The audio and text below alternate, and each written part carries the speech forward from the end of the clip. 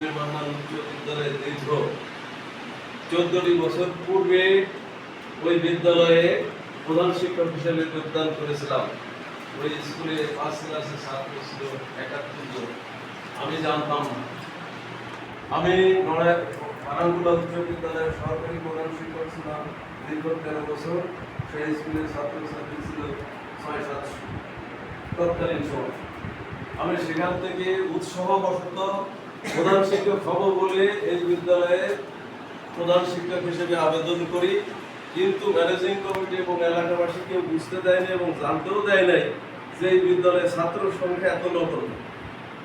পাশাপাশি দুইটি প্রতিষ্ঠান অত্যন্ত চ্যালেঞ্জিং জায়গা এবং অত্যন্ত নির্মম, নির্দয়, নির্যাতিত জায়গা, যেখানে কেউ বসবাস না করলে বুঝতেই পারবে না একটা প্রশাসনিক পদে কত ধরনের নির্যাতন ওখানে চলে।